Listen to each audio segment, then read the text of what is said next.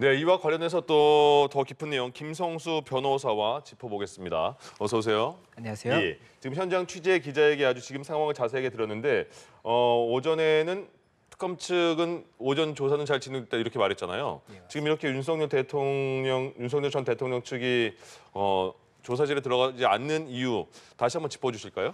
예, 일단 지금 오늘 오전에 원래는 이 지하철장 출입문을 통해서 들어가느냐 이 부분 대치가 있을 것인지에 대해서 관심을 받았었는데 그쵸. 이 대치는 없었단 말이죠. 예. 그리고 오전 10시 14분에 조사가 이제 시작이 되었다 이렇게 이야기가 나왔기 때문에 그렇다면 오늘 조사에 대해서는 응하나 보다. 다만 뭐 진술 거부권을 행사할 것인지 이런 부분은 지켜봐야 된다 이렇게 예상을 하고 있었는데 예. 이 12시 44분까지 10시 14분부터 12시 44분까지 2시간 이제 30분 가량은 진행을 한 겁니다. 그리고 점심 식사를 위해서 이제 점심 시간을 가집시다라고 하고 네. 1시 30분부터 다시 하겠습니다. 이렇게 이야기를 했는데 예. 1시 30분에 이제 돌아와야 되는데 윤석열 전 대통령 측에서 이 조사자에 대해서 문제를 삼기 시작한 겁니다. 예. 지금 현재 이 오늘 조사가 되는 내용이 1차 영장 체포 저지에 관한 부분이에요. 네. 1월 3일에 공수처에서 체포영장을 집행을 하려고 했었는데 당시에 이 경호처와 이 대치 상황에서 결국에 집행을 못했었지 않습니까? 예. 이 부분 관련해서 이 부분이 뭐 공무집행 방해라든지 이런 혐의를 조사하겠다라는 것인데 이 부분과 관련해서 지금 오늘 이 조사를 진행했던 이 당사자가 박창환 경찰청 중대범죄수사과장인 겁니다. 예. 그런데 이 사람, 이 박 과장이 결국에 지금 현재 어떤 상황이냐면 2차 체포영장이 이제 1월 15일에 있었거든요. 그리고 그때 당시에 이제 체포가 됐었죠. 네. 그런데 그때 당시에는 이 2차 체포영장 관련해서 지휘를 했던 것으로 이제 알려져 있는 인물이고 그렇다 보니까 윤석열 전 대통령 측에서는 당시의 체포영장 집행 과정 자체가 불법이다라고 주장을 하면서 예. 이 경찰 관계자들을 고발을 했던 사실이 있는데 그 피고발자, 그러니까 고발을 받았던 이 사람들 중에 한 명이라는 겁니다. 그렇다 보니까는 피고발자가 고발자를 이 부분에 대해서 형사적으로 조사를 하는 것이 맞느냐에 대해서 이의를 제기하면서 예. 이 조사자를 바꿔주지 않는다라고 한다면 조사실에 들어가서 조사에 응하지 않겠다라고 예. 하고 이 검찰 내부에 보면 대기실이 있습니다. 네. 그 대기실에서 지금 현재 대기를 하는 과정이 계속 이어지고 있는 그런 상황이라는 것이고 예. 지금 이에 대해서 이제 공수처에서도 입장을 밝히고 있기 때문에 네. 이 부분 관련 여러 가지 쟁점이 나오고 있는 그런 겁니다. 그러니까 지금은 그 대기실에서 윤석열 전 대통령과 변호인은 같이 있다고 보면 되는 거죠? 예, 아무래도 이 대기실에서 같이 이제 시간을 보내면서 예. 여러 가지 절차적인 부분이라든지 법률적인 이야기를 논의하고 있지 않을까 생각이 되는 부분이 있고 예. 그리고 지금 현재 이 특검 측에서는 이 부분 관련해서 수사 진행을 해야 하는 부분이 있지 않습니까? 예. 그렇다 보니 이 법률적인 부분이라든지 여러 가지를 검토도 하고 또 이제 윤 전 대통령 측의 이 변호인과도 소통을 하고 있지 않을까 이렇게 예상이 됩니다. 네. 네, 현재 상황 짚어주셨는데 이제 특검은 윤 전 대통령이 이렇게 계속 조사를 받지 않으면 출석 거부로 간주를 하겠다 이렇게 말을 했습니다.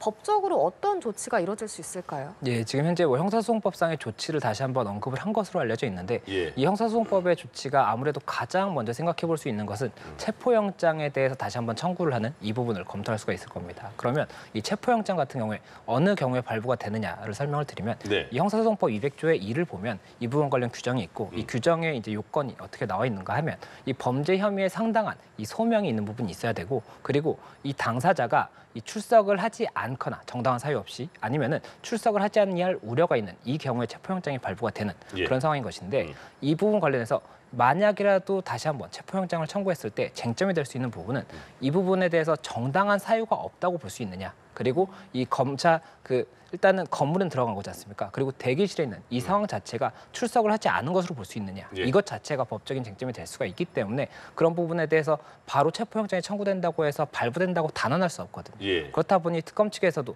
이런 상황에 관해서 어떻게 대응할지에 대해서 여러 가지 형사소송법의 규정을 논의해 보겠다라고 이야기를 하고 있는 것이고 네. 지금 현재 이 윤석열 전 대통령 측의 변호인들이 있지 않습니까? 이 변호인들에 대해서는 이 지금 현재 내란 특검법을 보면 내란 특검법에는 이 수사를 방해한 경우에는 형사처벌할 수 있다. 이 5년 이하의 징역에 처할 수 있다라고 명시가 되어 있기 때문에 예. 이 부분에 대해서 수사 착수를 하겠다. 그리고 또 이 변호사협회 통보를 해서 징계나 이런 부분에 만약에 이 가능한 부분이 있다라고 한다면 징계 부분까지도 검토가 될 수가 있기 때문에 일단 이 사실관계를 통보를 하겠다 이런 이야기를 하고 있어서 예. 이 부분 관련해서도 어떻게 이 부분이 풀어져 나갈지를 봐야 될 것 같습니다. 그럼 지금 특검 입장에서는 윤석열 전 대통령 측에서는 피고발인이 어떻게 우리를 조사하냐 이렇게 수사하냐 이런 말인데 그럼 특검팀에서는 그 총경이 지금 조사하는 총경이 거기 그 체포에 가담한 사람이 아니다 이렇게 말하는 거잖아요. 그리고 그 윤석열 전 대통령 측에서 피고발인이 우리를 조사할 수 있냐 이거에 대해서 특검 쪽에서는 어떤 그 반응이 나온 거예요? 예, 일단 이 특검팀에서 이야기를 하는 것은 예. 지금 오늘 이제 쟁점이 되는 부분이 그 1월 3일에 있었던 1차 체포 영장과 관련한 부분인데 예. 지금 현재 이 박창환 총경이 이 고발을 당한 사건은 2차, 그러니까 1월 15일 당시에 체포 영장에 대한 부분이고 예. 이때 당시에도 이 박창환 총경이 그 현장에 있었던 것은 윤석열 전 대통령에 대한 체포 영장 집행과 관련한 부분이 아니라 네. 이 당시에 이 경호처에 이 간부들에 대한 영장 집행을 위해서 갔던 것이기 때문에 사건과는 무관하다. 1차와는 특히나 무관하다. 이렇게 지금 이야기를 하고 있고 그렇다면 이 사건과 무관한 사람에 대해서 이 조사를 받을 수 없다라고 하는 것 자체가 부당하다라는 주장을 하고 있기 때문에 예. 이에 대해서도 그렇다면 이 사건과 무관하다라고 볼 수 있는 것인지 아무래도 사실관계 자체는 달리 있잖아요. 그러게요. 그렇지만 피고발자인 것 자체는 어쨌든 맞는 거기 때문에 당사자로서 고발인과 피고발인의 사이인 것은 맞지 않습니까? 그렇다 보니 이런 부분들에 대해서도 일단은 만약에 체포 영장의 발부라든지 이런 예. 것들을 특검에서 감안을 한다고 하면 법원에서 제3자인 법원에서 이 부분을 어떻게 해석해 줄 것이냐를 고민을 할 수밖에 없기 때문에 이런 부분들에 대해서 특검도 이 부분 체포 영장이 발부된다든지 이런 형사적인 조치가 가능하다고 단언할 수 없기 때문에 예. 고심을 하는 겁니다. 근데 그 오전 조사에서는 특검 측에서 성실하게 조사했다 이렇게 말을 했잖아요. 근데 오전에도 똑같은 조사 박창환 총경이 조사를 한 건데 왜 오전 조사에는 응했다가 오후에 이렇게 입장이 바뀐 걸까요?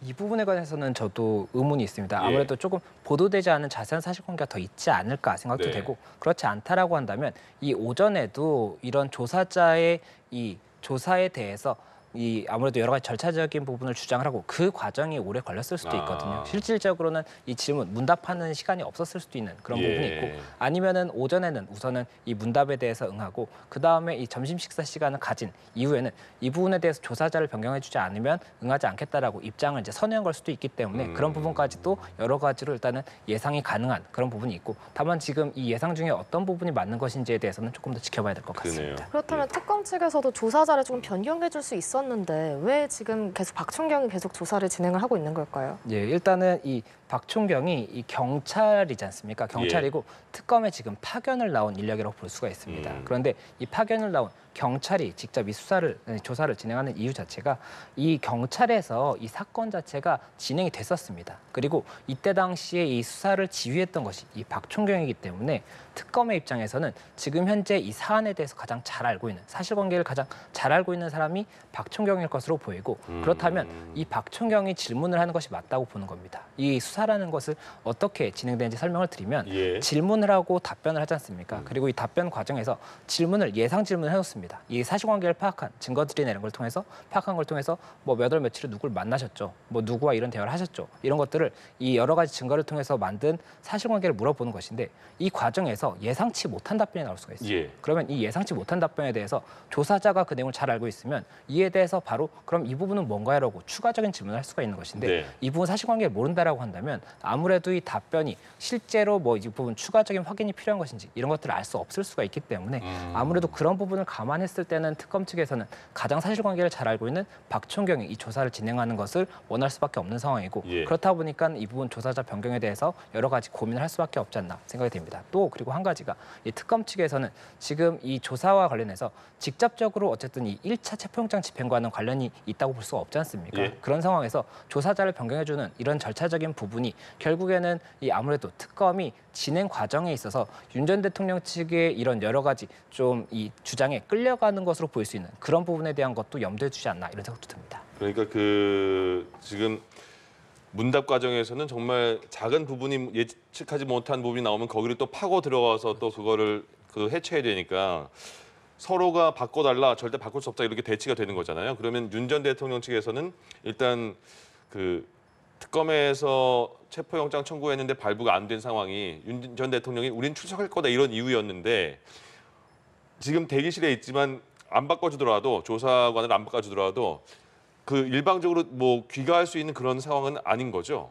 귀가에 어떤 거예요? 대해서도 일단은 출석을 임의로 출석을 했지 않습니까? 예. 영장에서 출석한 것이 아니기 때문에 임의 출석이기 때문에 내가 이거 귀가하겠다라고 한다면 이 부분에 대해서 특검에서 귀가를 막는다든지 이런 것이 아무래도 조금 용이하지 않을 가능성이 높고 그리고 예. 그런 과정에서 만약이라도 이 귀가하겠다는 것을 막게 되면 오히려 그것이 특검의 절차적인 위반이 굉장히 크게 문제가 될 수가 있기 예. 때문에 그런 부분들에 대해서도 일단은 특검도 고민할 수밖에 없는데 네. 윤석열 전 대통령 입장에서도 지금 현재 이렇게 대기실에 있다가 귀가하겠다라고 일방적으로 통보하는 것 자체가 이 전반적인 이 사실관계를 봤을 때 혹시나 뭐 출석 그 체포영장 관련해서 출석 여부 이런 부분에 대한 사실관계를 다툴 때 있어서는 안 좋게 비춰질 수도 있기 예. 때문에 그런 부분들에 대해서는 신중할 수밖에 없습니다. 그러면 오늘 그 전에 나온 보도에서는 양측이 합의해서 뭐 심야 조사까지 가능하다 이렇게 했는데 이렇게 계속 그 대기실에서 나오지 않은 윤 전 대통령 측이라면 저녁까지 몇 시까지 조사를 할 수 있는 건지 그리고 이런 상황이면 어차피 조사는 진행이 안 되는데 심야 조사까지 갈 가능성도 있는 거예요? 이 수사 준칙이 있습니다. 법무부 예. 수사 준칙이 있고 여기엔 심야 조사 제한이라는 것이 있는데 네. 9시부터 6시까지는 이 조사를 제한한다는 것입니다. 다만 이 피해자가 원해서 이 부분에 대해서 이 수사기관이 이 부분 이제 필요가 하다라고 하는 경우 이런 경우에는 이 9시를 넘어서도 조사를 진행할 수가 있는 것인데 예. 윤석열 전 대통령 측에서 이 어제까지도 이야기를 했던 부분이 지하 주차장으로 출입만 이제 할 수 있다라고 한다면 적극적으로 수사에 임할 것이고 심야 조사까지도 동의할 생각이 있다 이렇게 네. 이야기를 했던 부분이 있기 때문에 지금 현재 심야 조사까지도 이 당초에는 진행이 될 것이냐 그렇다면 어디까지 뭐 진행이 되면은 심야 조사할 것이냐 이런 부분들이 관심을 이제 받는 상황이었는데 예. 지금 현재 같은 경우에는 이 결국에는 시간이 계속해서 심야 조사까지 넘어간다고 하더라도 실질적으로 계속해서 대치만 하고 있는 이런 상황이라고 한다면 이 특검 입장에서도 실익이 없는 겁니다. 그쵸. 그렇다면 심야 조사를 검토할 이제 필요가 없는 것이고 심야 조사를 하지 않는다라고 한다면 9시까지가 이제 실질적인 조사를 할 수 있는 시간이지 않습니까? 예. 그러면 이 9시 전에 또 만약 진행한다고 하면 저녁 식사 시간을 1시간 정도는 가져야 되고 그러면 2시간 정도의 시간이 더 추가되는 것인데 이 2시간을 가지고 이 사실관계를 파악하는 것이 아무래도 굉장히 한정될 수밖에 없기 때문에 그런 부분까지도 특검에서는 고심하고 있지 않을까 생각이 듭니다. 네, 다시 조사 내용으로 돌아와서요.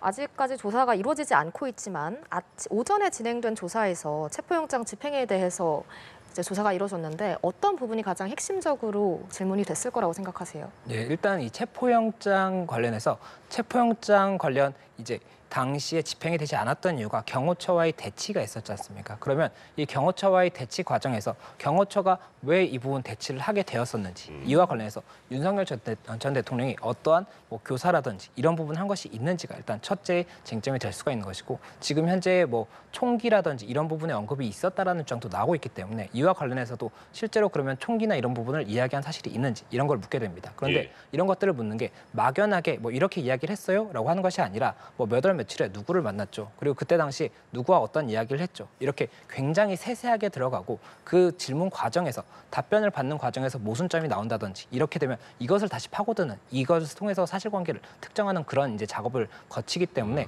그런 부분이 이루어졌을지를 봐야 되는 것이고 예. 그렇기 때문에 이 한 가지 사안이 굉장히 간단해 보인다고 하더라도 이에 대한 문답 시간만 해도 굉장히 길어지거든요. 그러면 지금 현재 2시간가량은 이제 조사했지 않습니까? 이 2시간가량에도 사실 실질적으로 어떠한 진술까지 받았을지는 예상할 수 없고 그리고 또 한 가지 제가 궁금한 부분은 2시간 40분 동안은 조서가 작성이 됐을 겁니다. 네. 그러면 이 조서 작성에 관해서 날인을 해야지 이 형사소송법상의 이 증거 능력이라든지 이런 것들에 문제가 없어지는 것인데 예. 만약에 이런 상황에서 귀가를 하게 된다면 이 현재 이 2시간가량 작성한 조서에 대해서는 날인을 할 것이냐 이 부분까지도 쟁점이 될 수가 있기 때문에 이 부분도 오늘 저녁에 뭐 새로운 쟁점으로 떠올 수 있다 이렇게 보입니다. 예.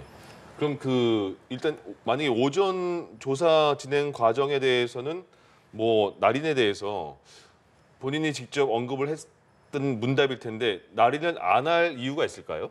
일단은 이 조서 자체가 작성되는 중에 그러니까 질문이 중간 정도에서 끊겨 있을 가능성이 있고 예. 그리고 조서를 날인하기 전에 열람 절차를 거치게 됩니다. 네네. 이 열람 절차라는 것이 결국에는 재판을 했을 때는 이 재판 판사에게 이 부분 올라가는 것은 내가 문답한 이 내용이 음성 그대로 가는 것이 아니라 조서만 가게 되거든요. 예. 그러면 이 조서가 내가 A라고 이야기했는데 A-라고 기재가 되면서 그게 왜곡이 되는 이런 부분이 있다라고 한다면 수정해달라고 하고 이것을 이제 거치는 과정이 조서 열람이라고 하는 것인데 예. 조서 열람 자체에 대해서도 지금 현재 조사자의 이유를 통해서 이 부분 열람도 할 수 없다라고 한다면 날인 자체도 결국은 불가능한 그런 부분이 될 수가 있기 때문에 이 날인 자체를 하지 않는다라고 해서 만약에 어떻게 그러면 이 2시간가량의 조서를 판단을 할 것이냐, 특검에서는 이 부분을 그러면 어떻게 활용을 하려고 생각할 것이냐 이런 예. 부분까지도 볼 수가 있기 때문에 날인 자체도 쟁점이 될 수 있다 이렇게 말씀드리는 겁니다. 예. 네, 그렇다면 계속해서 이렇게 조사에 응하지 않는다면 외환 혐의까지는 뭐 가지도 못할 것 같은데 만약에 이렇게 못 가고 윤석열 전 대통령이 다시 나온다라고 하면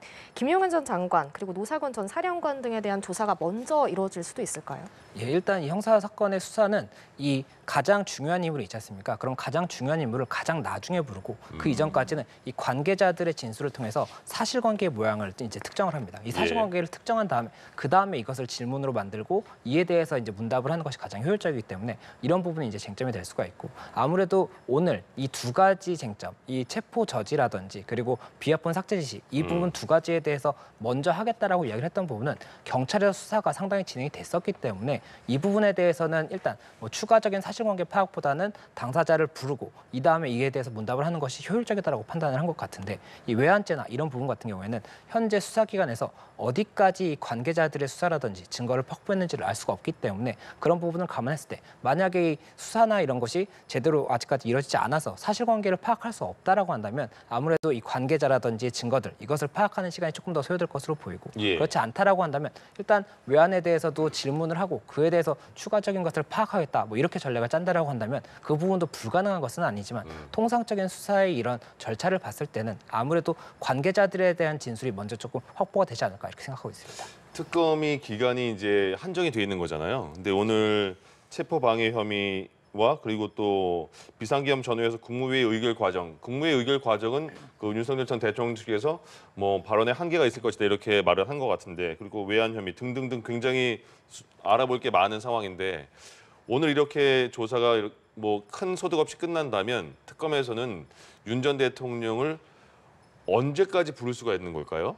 일단 이 내란 특검법을 보면 이 준비 기간을 20일 정도 두고 있고 예. 그리고 90일 내에 공소 제기를 하는 것을 원칙으로 두고 있습니다. 그리고 이 90일 내에 이 부분 필요한 부분이 더 있다라고 한다면 30일, 30일 두 번 더 연장을 해서 예. 그렇다면 총 150일의 준비 기간까지 해서 170일이라고 볼 수가 있는데 네. 지금 이 내란 특검 같은 경우에는 이 준비 기간 20일 내에도 사건을 진행을 하고 있는 것으로 보이거든요. 예. 그렇다면 이 최장 170일이라고 계산을 했을 때 그러면 윤석열 전 대통령이 언제까지 이 부분 출석에 응하고 이 부분 몇 차례나 출석을 할 수 있을 것이냐 이것을 봐야 되는 것이 예. 윤석열 전 대통령이 월요일에는 지금 재판 때문에 하루 종일 이 부분 지금 법원에 있다라고 볼 수가 있고 네. 그러면 월요일은 출석이 어렵습니다. 예. 그리고 주말보다는 통상은 평일에 진행을 하기 때문에 그런 부분까지 감안을 하고 또 예. 다른 사건들도 진행이 되고 있지 않습니까? 그럼 다른 사건의 출석까지도 감안을 했을 때 예. 몇 차례나 더 할 수 있을지 그리고 또 윤 전 대통령 측에서는 이 부분 관련해서 출석에 대해서 수사 준칙을 보면 네. 이 당사자와 이 수사기관 그리고 변호인이 있는 경우에는 변호인까지 수사 일정을 같이 협의를 해야 된다라고 되어 있거든요. 그렇다 보면 협의에 대해서도 협의가 불가능한 일자가 있을 수가 있지 않습니까? 그날은 출석이 어렵다든지 이렇게 되면 이 부분에 대해서 특검이 어떻게 받아들일지 이 부분 뭐 그날 당장 안 된다라고 해서 체포영장을 발부받을 수 있을 것인지 이것까지도 쟁점이 될 수가 있기 때문에 예. 그런 부분 여러 가지 쟁점이 있다 이렇게 말씀드릴 수 있을 것 같습니다. 그러면 그 윤 전 대통령 측 입장에서는 여러 가지 지금 재판을 받고 있는 상황이지만 그 특검이 출석 통보를 했는데 만약에 안 나가기에는 좀 부담스럽지 않을까 싶은 게 그럼 또 체포영장이 발부될 수도 있는 그런 상황이 될까요? 예, 그러니까 체포영장 자체가 정당한 사유 없이 출석에 응하지 않는 경우에 예. 체포영장이 발부가 되는 것이기 때문에 정당한 사유가 있다라고 하는 경우에는 그때는 아무래도 출석을 하지 않는다고 하더라도 부담이 덜할 것입니다. 네. 법원에서 발부가 될 가능성이 낮기 때문에 그렇기 때문에 여러 가지 뭐 절차적인 부분이라든지 이런 부분들에 대해서 계속해서 주장을 한다고 하면 특검 측에서도 이 부분에 대해서 어떻게 응할지를 고심을 해볼 수가 있는 것이 만약에 절차적으로 어떠한 A라는 이유 때문에 내가 못 나가겠다라고 한다면 A라는 부분을 아예 없애고 그 다음에 출석을 다시 통보하면 그때는 정당한 사유가 없어지게 예, 되지 예, 않습니까? 그렇기 때문에 그런 부분에 대해서도 어떻게 응할지까지도 봐야 된다 이렇게 보입니다. 근데 저 궁금한 게 있는데 지금 박창환 총경이 조사자이기 때문에 내가 조사를 받을 수 없다라고 윤 전 대통령 측이 계속해서 주장하고 있는 거잖아요. 그런데 오늘 조사가 끝나고 다시 추가 소환이 됐어요. 그래서 윤 전 대통령과 조사팀이 다시 만났는데 그때도 박 총경이 다시 조사자로 나온다면 그때도 다시 윤 전 대통령 측이 나 조사 못한다 이렇게 말을 할 수도 있는 거잖아요. 예, 그럴 가능성이 높죠. 그러면 어떻게 조사가 이루어지게 될까요? 이 부분에 대해서는 체포방해 혐의 사건 말이죠. 일단 만약에 그렇게 계속 진행이 되고 조사자를 바꿀 수 없다라고 한다면 그렇다면 특검 측에서 이제 고심을 할 수 있는 부분이 그러면 이 혐의에 대해서는 나중으로 미루고 나머지 혐의들에 대해서 질문을 하겠다라고 해서 순서를 바꿀 수 있는 이 부분을 검토할 수 있을 겁니다. 다만 지금 바로 이 부분 질문을 바꿀 수는 없을 것으로 보이는 게 예. 이 질문을 준비하는 것 자체가 굉장히 많은 시간이 소요가 될 수밖에 없는 게 이 자료를 다 검토하고 이 부분에 대해서 어떤 질문을 한 것이 유효할 것이냐 이런 것들을 고민을 해야 되는데 지금 그 부분 준비가 많이 되지는 않았을 것 같거든요. 예. 그러면 그런 부분들에 대해서도 일단 순서를 뒤로 미룰 것인지 아니면은 조사자에 대해서 다른 검사라든지 수사관이 이 부분 사실관계를 최대한 빨리 파악을 해서 조사자를 바꿀 것인지 이런 것들을 고심할 수밖에 없기 때문에 결국에는 다시 출석했는데 조사자가 동일한 이 가능성보다는 여러 가지로 특검이 고심하고 다시 한번 출석을 요청하지 않을까 이렇게 생각이 듭니다. 지금 그 윤 전 대통령 측에서는 특검이 얘기한 것과 굉장히 바로바로 그 응대를 안 하는 게 지하 주차장 갈 것이다. 그리고 9시에 오라, 10시에 갈 것이다. 이렇게 계속 하나하나마다 다 이렇게 부딪히는 거잖아요. 그렇죠. 이번에도 계속 대기실에서 계속 들어가지 않는 상황이고 계속 이렇게 그 부딪히는 이유가 이걸 어떻게 그 의도를 했다고 봐야 될까요? 왜 그러는 걸까요? 예, 일단은 윤석열 전 대통령이 검찰 출신이지 않습니까? 예. 그리고 특검 경험도 있고 굉장히 검찰에 능통한 이런 사람이라고 볼 수가 있고 형사소송법의 대가라고 볼 수가 있습니다. 예. 그런데 이 형사소송법상에 절차가 위반이 되는 부분이 있다고 한다면 당연히 이에 대해서는 이 보통의 변호사보다도 훨씬 잘 알고 있기 때문에 이 부분 이의를 제기할 수가 있는 것이고 네. 그 과정에서 결국에는 지금처럼 어떠한 출석이라든지 아니면은 어떠한 수사 준칙이라든지 이런 것들이 위반이 된다라고 한다면 이에 대해서는 결국에는 특검에서도 이 부분 절차적인 부분이 정말로 위반이 된 게 맞다라고 한다면 수용을 해야 되는 그런 부분이 있기 때문에 예. 일단은 여러 가지로 이런 이 쟁점이 되는 부분이 있다라고 한다면 이의를 제기하고 있는 그런 상황이 아닌가 생각이 듭니다. 네, 오늘 말씀 여기까지 듣겠습니다. 오늘 윤 전 대통령의 특검 소환 조사 관련 내용 김성수 변호사와 함께 짚어봤습니다. 고맙습니다. 고맙습니다. 고맙습니다.